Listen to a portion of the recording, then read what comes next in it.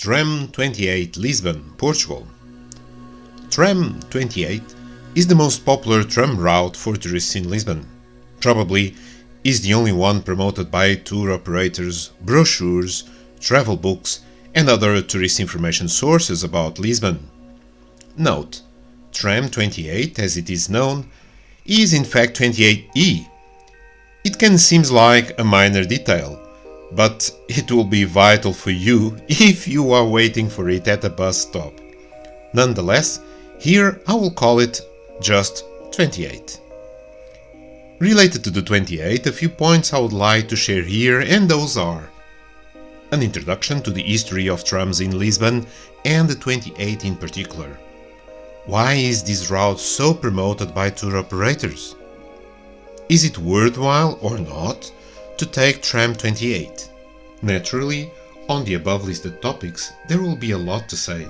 However, I will not go into much detail here because the juicy details I will leave them to be shared during my guided tours. An introduction to the history of trams in Lisbon and the 28 in particular. The history of Tram 28 is part of Lisbon Tramways history, so let's start from the beginning. On August 31st, 1901, the company Companhia de Carris de Ferro de Lisboa inaugurated the circulation of trams in Lisbon. The company mentioned above had 16 vehicles running on a route connecting Cais do Sodré Square to Ribamar, in the Algés area, along the River Tagus, as an inauguration circuit. The starting of the trams circulating in Lisbon was not without controversy. There were those outraged by the immense speed these trams were running through the streets, reaching up to 12 kilometers per hour, 7.5 miles per hour. Well, go figure. They were also saying the trams represented a great danger to passersby and made an infernal and unhealthy noise. Of course, all of this seems ridiculous today. People were only used to animal-pulled cars at the time, so those arguments seem to make sense to many people.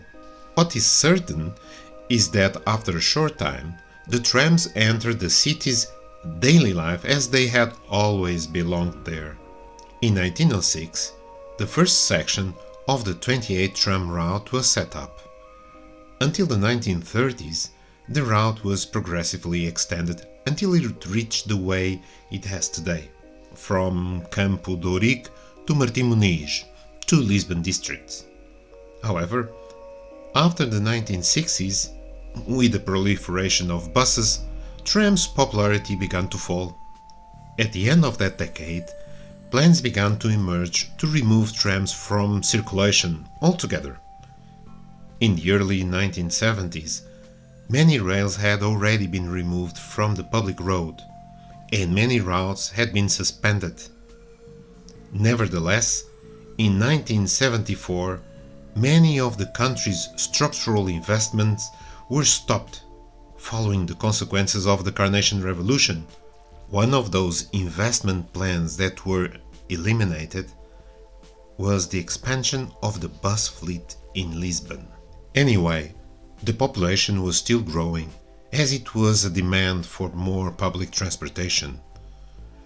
Not having an available investment as a resource solution, it was necessary to recover some of the old trams. So, once again, they became useful to society.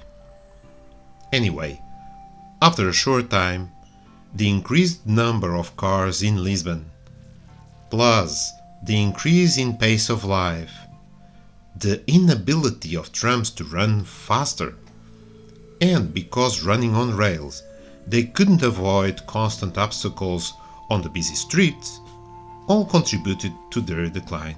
Even today, modern trams of the kind one could and still can find in large European cities were put into circulation. They are few and focused on longer routes, such as between Praça da Figueira and Algés. Why is this route so promoted by tour operators? When one knows Lisbon, it is easy to understand why this route is so popular.